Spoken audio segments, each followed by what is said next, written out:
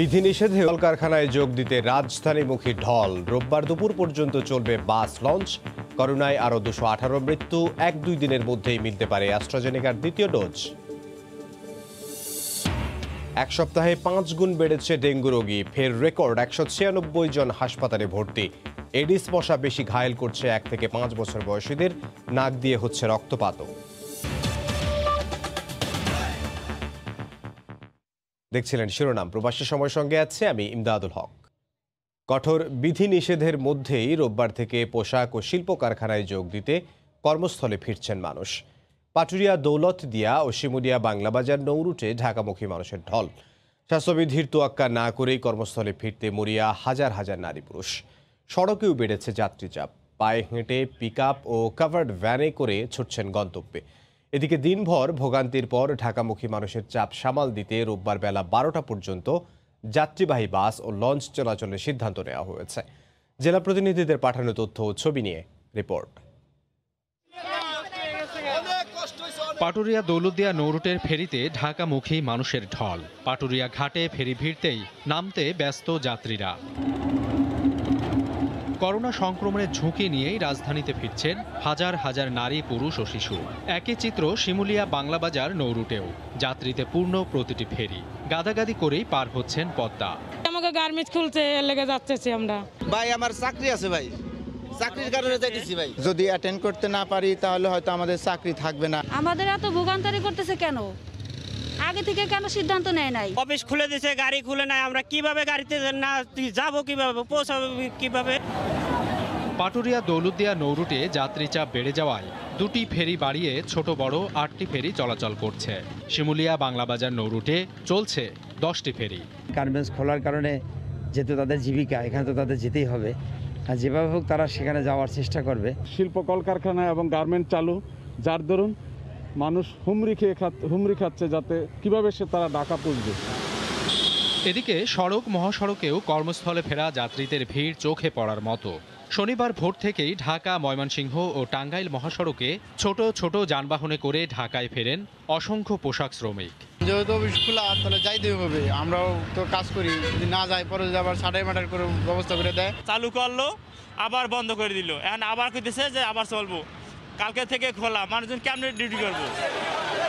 কঠোর বিধিনিষেধের মধ্যেই রোববার পোশাক কারখানা খুলবে, তাই বিকল্প উপায়ে যে যার মতো করে চেষ্টা করছেন কর্মস্থলে ফিরতে। সাবিত সারোয়ার, সময় সংবাদ। রোববার থেকেই অ্যাস্ট্রাজেনেকার দ্বিতীয় ডোজ দেয়া হতে পারে বলে জানিয়েছেন স্বাস্থ্যমন্ত্রী জাহিদ মালেক। কোভ্যাক্সের মাধ্যমে শনিবার বিকেলে জাপান থেকে দ্বিতীয় দফায় প্রায় 8 লাখ টিকা আসার পর তিনি একথা জানান। এদিকে 7 আগস্ট থেকে ইউনিয়ন পর্যায়ে প্রায় 13,800 বুথের মাধ্যমে টিকাদান শুরু হবে। একই সময়ে প্রবাসী ও বিদেশগামী শিক্ষার্থী সহ করোনাকালীন নানা সমস্যা সমাধানে কার্যকরী পদক্ষেপ নেওয়া হয়েছে বলেও জানান পররাষ্ট্রমন্ত্রী। শনিবার বিকেলে জাপান থেকে অ্যাস্ট্রাজেনেকার দ্বিতীয় চালান নিয়ে হযরত শাহজালাল আন্তর্জাতিক বিমানবন্দরে এসে পৌঁছায় ক্যাথে প্যাসিফিক এয়ারওয়েজের বিমান। কোভ্যাক্সের আওতায় 7,81,320 ডোজ টিকা গ্রহণ করেন পররাষ্ট্রমন্ত্রী ডক্টর এ.কে আব্দুল মোমেন, স্বাস্থ্যমন্ত্রী জাহিদ মালেক। উপস্থিত ছিলেন দেশে নিযুক্ত জাপানিজ রাষ্ট্রদূত নাওকি ইউতো। পরে বিমানবন্দরে সংবাদ সম্মেলনে নাওকি ইউতো জানান, অ্যাস্ট্রাজেনেকার দ্বিতীয় ডোজ না পাওয়া 15 লাখ মানুষের জন্যই মোট 30 লাখ ডোজ পাঠাবে জাপান। 15 লক্ষ মানুষ এই অ্যাস্ট্রাজেনেকা টিকার জন্য অপেক্ষা করছে। আমরা মোট 30 লক্ষ পর্যন্ত টিকা বাংলাদেশকে দিব। স্বাস্থ্যমন্ত্রী জানান, 2 দফায় জাপান থেকে আসা 10 লাখের বেশি অ্যাস্ট্রাজেনেকা 2-1 দিনের মধ্যেই দেওয়া শুরু হবে। এ পর্যন্ত দেশে 4 ধরনের প্রায় 2,39 লাখ টিকা পৌঁছেছে বলেও জানান মন্ত্রী। আগামীকাল পরশু থেকেই অ্যাস্ট্রাজেনেকা টিকা দেওয়া শুরু করব দ্বিতীয় ডোজ যারা পায়নি তাদের জন্য। 1,30,00,000 আমরা দিয়ে ফেলেছি। অবশিষ্ট 1,21,89,000 টিকা আমাদের হাতে আছে। মন্ত্রী আরও জানান, প্রতি সপ্তাহে 1 কোটি ডোজ প্রয়োগের লক্ষ্যমাত্রা নিয়ে 7 আগস্ট থেকে প্রায় 13,800 বুথের মাধ্যমে ইউনিয়ন পর্যায়ে টিকাদান শুরু হবে। আগস্টের 7 তারিখ থেকে বাংলাদেশের প্রত্যেকটি ইউনিয়নে আমরা টিকা কেন্দ্র খুলেছি এবং টিকা দেওয়া শুরু করব। 1 সপ্তাহব্যাপী একটা কার্যক্রম। এর মধ্যে প্রায় 1 কোটিরও বেশি টিকা আমরা দিতে সক্ষম হব। এবছর টিকার কোনো ঘাটতি নেই বলে আবারও আশ্বস্ত করেন পররাষ্ট্রমন্ত্রী। প্রবাসীদের সমস্যা ছিল, দে হ্যাভ রিজলভড ইট। আমার ছাত্রছাত্রীর সমস্যা ছিল, দে হ্যাভ রিজলভড ইট। ছাত্রছাত্রী আরেকটা সমস্যা বিএফএস, সেইটা আমরা ওপেন করেছি এবং কাজ চলছে। Challenges are coming and we are facing them I think pretty efficiently and effectively. আগামী 3 আগস্ট জাপান থেকে আরও 6 লাখ অ্যাস্ট্রাজেনেকার আরেকটি চালান দেশে পৌঁছানোর কথা রয়েছে। শাতিলা শারমিন, সময় সংবাদ, ঢাকা। করোনায় সারা দেশে আরও 218 জন মারা গেছেন। নতুন করে শনাক্ত হয়েছেন 9369 জন। ঢাকা বিভাগে সর্বোচ্চ 67 জন মারা গেছেন। এরপরই চট্টগ্রামে 55 জনের মৃত্যু হয়েছে। সংকটাপন্ন রোগী বাড়তে থাকায় এক একটি হাসপাতাল যেন মৃত্যুপুরী। যারা হাসপাতালে আসছেন তাদের বেশিরভাগই শ্বাসকষ্ট নিয়ে আসছেন। রিপোর্টার ও জেলা প্রতিনিধিদের পাঠানো তথ্য ও ছবি নিয়ে রিপোর্ট।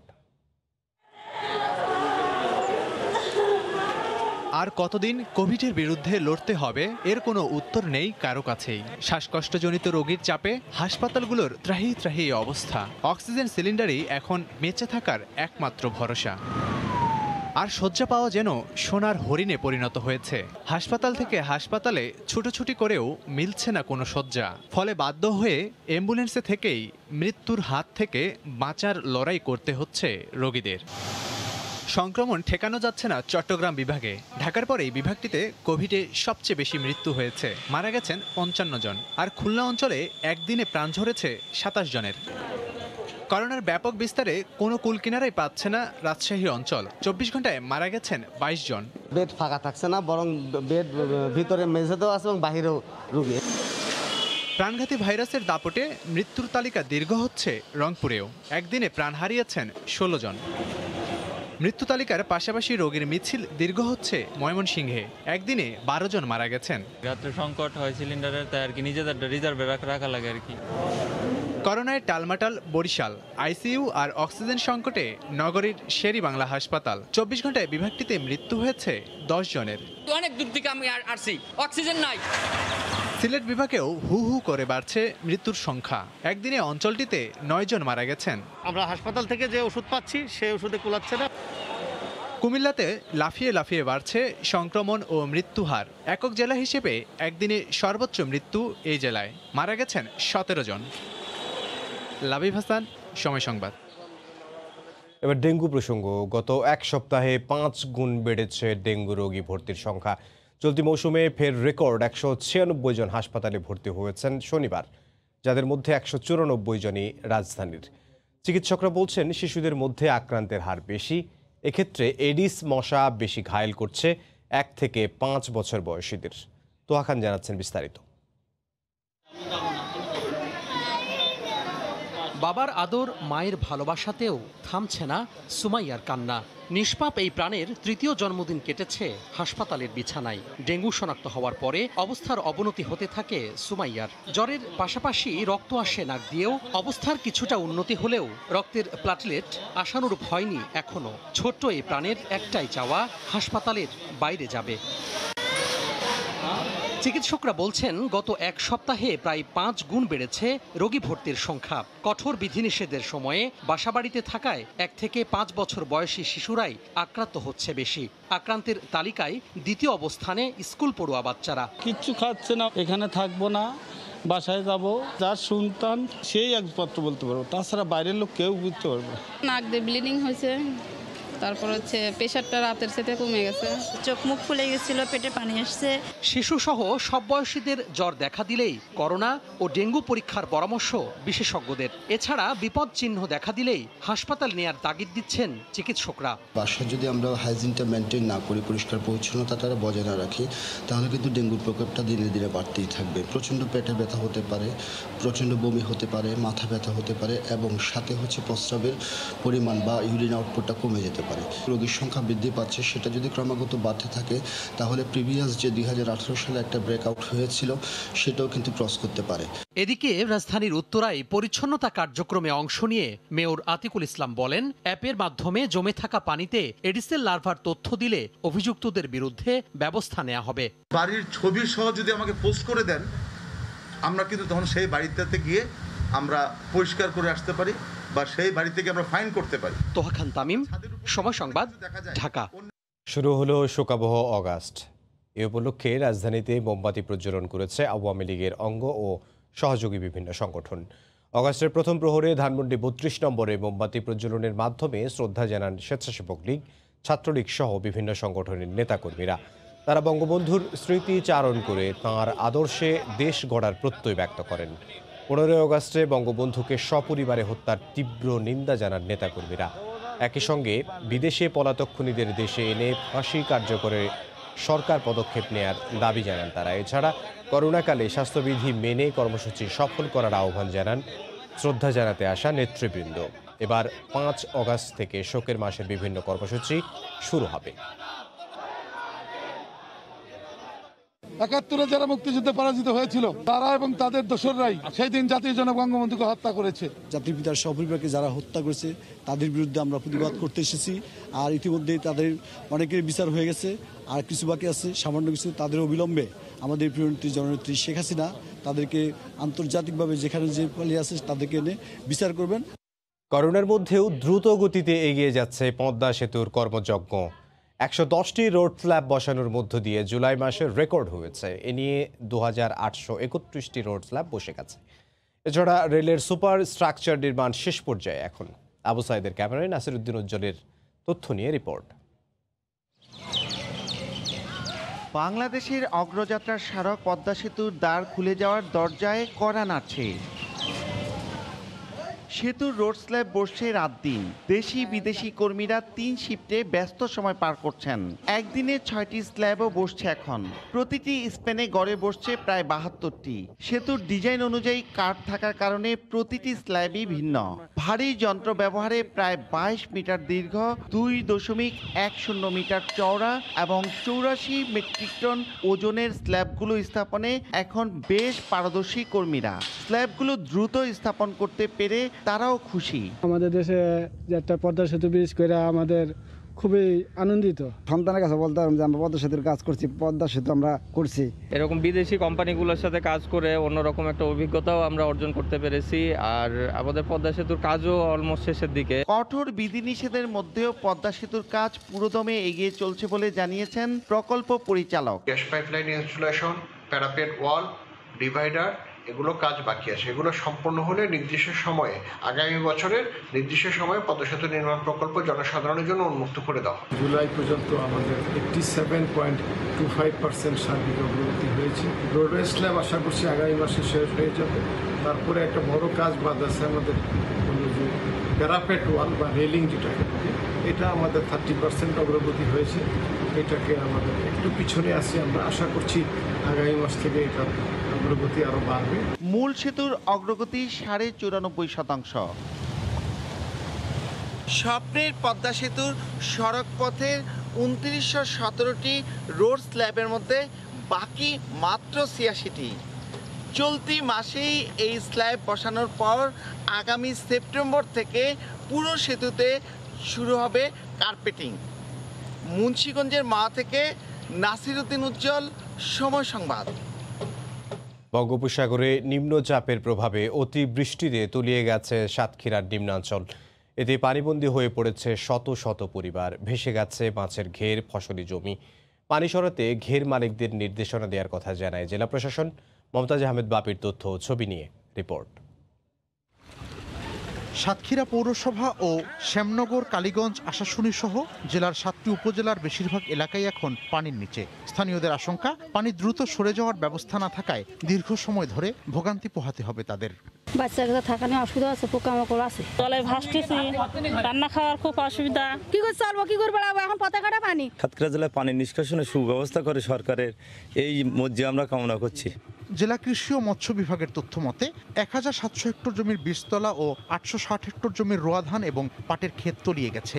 আর ভেসে গেছে ১২,০৬৫ হেক্টর জমিতে ১৯,৪৫৯টি মাছের ঘেরের প্রায় ৫৩ কোটি টাকার মাছ। লোকসানের পাশাপাশি ঋণ ও অন্যান্য দেনা পরিশোধের দুশ্চিন্তায় তারা। ঘের সব ডুবে গেছে, বহু টাকার মাছ মানুষের নষ্ট হয়ে গেছে। ৬ লাখ টাকা লোন নেওয়া আছে ব্র্যাকেট থেকে, এখন আমি কি করব, সব ঘেরটার বেশি গেছে। এদিকে জেলা প্রশাসনের পর্যবেক্ষণ, অপরিকল্পিত ড্রেনেজ ব্যবস্থা ও নিষ্কাশনের পথ বন্ধ করে চিংড়ি ঘের বানানো হয়েছে বেশিরভাগ জায়গায়, তাই পানি সরতে সমস্যা হয়। জনস্বার্থে আমরা এই নেট পাটাগুলো অপসারণ করব এবং অবৈধভাবে স্থাপিত নেট পাটা স্থাপনকারীদের বিরুদ্ধে আমরা আইনানুগ ব্যবস্থা নিব এবং এই বিষয়ে কোনো রকম ছাড় দেওয়া হবে না। শুধু পানি অপসারণই নয়, খাবার, বিশুদ্ধ পানি সরবরাহ, প্রয়োজনীয় চিকিৎসা সহ কৃষি ও ঘেরের লোকসান কাটাতে ঋণ এবং প্রণোদনার দাবি স্থানীয়দের। সময় সংবাদ, সাতক্ষীরা। গেল এক যুগে বাংলাদেশের যে উন্নয়ন হয়েছে তা আগে কখনো হয়নি বলে মন্তব্য করেছেন প্রধানমন্ত্রী শেখ হাসিনার বেসরকারি শিল্প ও বিনিয়োগ বিষয়ক উপদেষ্টা সালমান এফ রহমান এমপি। এ কারণে বাংলাদেশে বিনিয়োগ করলে সবচেয়ে বেশি মুনাফা পাওয়া যায়। যুক্তরাষ্ট্রের লস অ্যাঞ্জেলেস হোটেল ইন্টারকন্টিনেন্টালে শুক্রবার স্থানীয় সময় বিকেলে শেয়ার বাজার বিষয়ক রোড শোর তৃতীয় পর্ব উদ্বোধনকালে তিনি এই কথা বলেন। লস অ্যাঞ্জেলেস থেকে সহকর্মী লস্কর আল মামুন জানাচ্ছেন বিস্তারিত। বিনিয়োগ বান্ধব পরিবেশ বোধহয় পৃথিবীর আর কোনো দেশ আপনাদের কাজে সকলে যারা বিনিয়োগ করতে চান আপনারা আসুন, বিনিয়োগ করুন। I consider each one of you ambassadors for Bangladesh. বিদেশি বিনিয়োগের আহ্বান জানিয়ে প্রধানমন্ত্রী শেখ হাসিনার বেসরকারি শিল্প ও বিনিয়োগ বিষয়ক উপদেষ্টা সালমান এফ রহমান এমপি বলেন, বাংলাদেশ এখন বিনিয়োগের এক অপার সম্ভাবনাময় অঞ্চল। The rise of Bengal tiger, potentials of trade and investment in Bangladesh শীর্ষক তৃতীয় পর্বের এই রোড শোতে তিনি আরও বলেন, দেশের অর্থনীতির প্রবৃদ্ধি অনেক ভালো। স্টেট ডিপার্টমেন্টের সাথে কথা বলেছি, আমি সেখানে অনুরোধ করেছি যে ভ্যাকসিনের বাংলাদেশে যেন আমরা উৎপাদন করতে পারি, সেটা ওনারা যেন আমাদেরকে সাহায্য করে। যুক্তরাষ্ট্রের লস অ্যাঞ্জেলেসে রোড শোর তৃতীয় পর্বের বিভিন্ন প্রাতিষ্ঠানিক ও ব্যক্তি বিনিয়োগকারী ও স্টেক হোল্ডাররা অংশ নেন। আমরা সবাই এক যুগে বাংলাদেশে ইনভেস্টমেন্ট করতে চাই, সেই ক্ষেত্রে আমি সরকারের সহযোগিতা কামনা করছি। এই রোড শোর প্ল্যান হচ্ছে বাংলাদেশ কান্ট্রি ব্র্যান্ডিং করা এবং বিনিয়োগকারীদেরকে আশ্বস্ত করা বাংলাদেশে বিনিয়োগ কতটুকু সেফ। সপ্তাহব্যাপী যুক্তরাষ্ট্রের 4টি বড় শহরে এই রোড শোর সহযোগী হিসেবে থাকছে ওয়ালটন, ইস্টার্ন ব্যাংক, নগদ আর অ্যামচ্যাম। আগামী 2রা আগস্ট সান ফ্রান্সিসকোর সিলিকন ভ্যালিতে পুঁজিবাজারের বিষয়ক এই রোড শোর চতুর্থ ও শেষ পর্ব অনুষ্ঠিত হবে। বঙ্গবন্ধুর জন্ম শতবার্ষিকী এবং স্বাধীনতার রজত জয়ন্তীতে যুক্তরাষ্ট্রে বিনিয়োগ ও বাণিজ্যের এই রোড শো বিশ্ব দরবারে বিশ্ব অর্থনীতিতে বাংলাদেশ এক উদীয়মান তারা হিসেবে উল্লেখ করেছেন সকলেই। সেদিন বেশি দূরে নয় যেদিন বাংলাদেশের অর্থনীতি হবে এক উন্নত দেশের মতোই, এমনটাই প্রত্যাশা সকলের। লস্কর আল মামুন, সময় সংবাদ, হোটেল ইন্টারকন্টিনেন্টাল, লস অ্যাঞ্জেলেস। গ্রীষ্মে জার্মানিতে করোনা সংক্রমণ নিয়ন্ত্রণে থাকলেও ডেল্টা ভ্যারিয়েন্ট নিয়ে শঙ্কিত সব মহল। যে কোনো মূল্যে এর প্রকোপ ঠেকাতে তৎপর দেশটির স্বাস্থ্য বিভাগ। অগাস্টে দেশটিতে প্রবেশের ক্ষেত্রে টিকার পাশাপাশি করোনার নেগেটিভ সার্টিফিকেটের বাধ্যবাধকতাকে গুরুত্ব দিচ্ছে মার্কিন সরকার। জার্মানি থেকে বিস্তারিত জানাচ্ছেন সহকর্মী বিটু বড়ুয়া। জার্মানি জুড়ে গণহারে টিকাদান কর্মসূচি, প্রয়োজনীয় স্বাস্থ্যসেবা, নিবিড় পর্যবেক্ষণ সজ্জা ও প্রয়োজনীয় ঔষধের সুষ্ঠু ব্যবস্থাপনার মধ্য দিয়ে করোনার ডেল্টা ভ্যারিয়েন্টকে আপাতত ভালোভাবে সামাল দিলেও সামনের দিনগুলোতে সতর্ক অবস্থানে জার্মানি। ইউরোপ সহ বিশ্বের যে কোনো দেশ থেকে পর্যটক, ব্যবসায়ী কিংবা ছাত্রছাত্রী সহ অন্যান্যদের জার্মানিতে প্রবেশের ক্ষেত্রে টিকার পাশাপাশি করোনার নেগেটিভ সার্টিফিকেটের বাধ্যবাধকতাকে গুরুত্ব দিচ্ছে মার্কেল প্রশাসন। ইতিমধ্যে দেশটির 16টি অঙ্গরাজ্যের মিনিস্টার প্রেসিডেন্ট সহ সংক্রমণ বিশেষজ্ঞ ও রাজনীতিবিদরা আগস্টের শুরু থেকেই এমন নিয়মের পক্ষে। আর এমনটি হলে সামনের দিনগুলোতে করোনার ভয়াবহতা অনেকখানি কমে আসবে বলে মনে করেন স্থানীয় সহ প্রবাসী বাংলাদেশিরা। এখন এখানে অতটা ভয়ের না হলেও আগামী 1 আগস্ট থেকে যারা বিদেশ থেকে জার্মানিতে ঢুকবেন তাদের জন্য অবশ্যই নেগেটিভ টেস্টের সার্টিফিকেট লাগবে।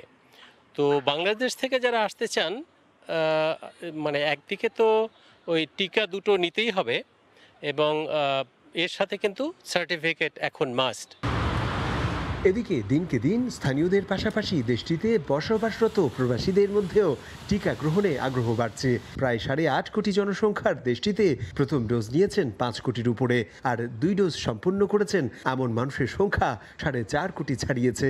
আমরা যারা প্রবাসী বাংলাদেশি আছি আমরা অলরেডি এই ভ্যাকসিনটি নিয়ে নিয়েছি এবং অনেক নিচ্ছি, বা যারা নেননি তাদের জন্য আমি বলতে চাচ্ছি যে এই ভ্যাকসিনটি নেওয়া খুবই জরুরি। স্থানীয়দের মধ্যে শুধু বায়োএনটেক, ফাইজার, মডার্না কিংবা জনসন অ্যান্ড জনসনের টিকার প্রতি আগ্রহ থাকলেও অব্যবহৃত অ্যাস্ট্রাজেনেকার কয়েক লাখ টিকা দরিদ্র দেশগুলোতে বিনামূল্যে সরবরাহ করার পরিকল্পনা করছে জার্মানি। জার্মানিতে করোনা সংক্রমণ এখনও সহনীয় পর্যায়ে রয়েছে, তবে আসছে শরৎ কিংবা শীতে ডেল্টা ভ্যারিয়েন্ট যাতে ভয়ঙ্কর হয়ে উঠতে না পারে সেই কারণেই পৃথিবীর যে কোনো প্রান্ত থেকে জার্মানিতে প্রবেশে করোনার ভ্যাকসিন গ্রহণের পাশাপাশি নেগেটিভ সার্টিফিকেট দেখানোর বাধ্যবাধকতার বিষয়টিও গুরুত্ব সহকারে বিবেচনা করছে জার্মান রাজনীতিবিদরা। জার্মানি থেকে বিট্টু বড়ুয়া, সময় সংবাদ। বাংলাদেশ, ভারত এবং শ্রীলঙ্কার নাগরিকদের ইতালিতে প্রবেশের নিষেধাজ্ঞা 30 অগস্ট পর্যন্ত বাড়ানো হয়েছে। এতে করে বাংলাদেশে আটকে পড়া ইতালি প্রবাসীরা বিপাকে পড়েছেন। রোম থেকে জোমানা মাহমুদের রিপোর্ট। করোনার ভয়াবহতা বেড়ে যাওয়ায় তৃতীয়বারের মতো বাংলাদেশি নাগরিকদের ইতালি প্রবেশের নিষেধাজ্ঞার মেয়াদ বাড়িয়েছে দেশটির সরকার। এতে করে বাংলাদেশে আটকে পড়া 5,000-এর বেশি নাগরিক নতুন করে বেকায়দায় পড়েছেন। চাকরি হারানোর শঙ্কা ছাড়াও অনেকের ইতালিতে থাকার কাগজপত্রের মেয়াদ প্রায় শেষের দিকে। এ অবস্থায় যারা ব্যবসা বাণিজ্য করেন তারাও নানাভাবে আর্থিক ক্ষতির মুখে পড়েছেন। অনেক প্রবাসী ভাইয়েরা বাংলাদেশে আটকা পড়ে আছেন। তাদের এখানে কাজের জায়গা থেকে মালিকেরা বারবার ফোন করতেছেন, তারা আসতে পারতেছেন না। অনেক ফ্যামিলিরা দেশে গিয়ে আটকা পড়ে গিয়েছেন। ইতালি সরকার 30 আগস্ট পর্যন্ত যাত্রীবাহী বিমানের সময় বৃদ্ধি করেছেন। তাতে করে অনেকেরই এই সামারে যারা কাজ করার একটা সুযোগ পেতেন তারা কাজ থেকে বঞ্চিত হবেন। আগস্টের মধ্যে বাংলাদেশের করোনা পরিস্থিতির উন্নতি না হলে এই নিষেধাজ্ঞার মেয়াদ আরও বাড়তে পারে বলে ইতালির স্বাস্থ্য মন্ত্রণালয় ইঙ্গিত দিয়েছে। এ খবরে উৎকণ্ঠা বেড়েছে বাংলাদেশে আটকে পড়া ইতালি প্রবাসীদের। এই মুহূর্তে আমরা যারা ইতালি প্রবাসী বাংলাদেশে এসে এই করোনার কারণে আটকা পড়েছি, আমি ইতালি প্রবাসীদের পক্ষ থেকে বাংলাদেশ সরকারের মাননীয় পররাষ্ট্রমন্ত্রী এবং আমাদের ইতালিতে নিযুক্ত বাংলাদেশ দূতাবাসের মাননীয় রাষ্ট্রদূত সহ সংশ্লিষ্ট সবাইকে অনুরোধ করব যত দ্রুত সম্ভব বাংলাদেশে আটকে পড়া এই ইতালি প্রবাসীদেরকে ইতালিতে বিশেষ ব্যবস্থায় ফেরত নেওয়ার জন্য আপনারা ব্যবস্থা গ্রহণ করবেন। করোনাকালীন পরিস্থিতিতে আমরা দেশে আটকা পড়ে আছি দীর্ঘদিন। আমরা বাচ্চাদের পড়াশোনা এবং নিজের কাজ নিয়ে অনেক শঙ্কিত।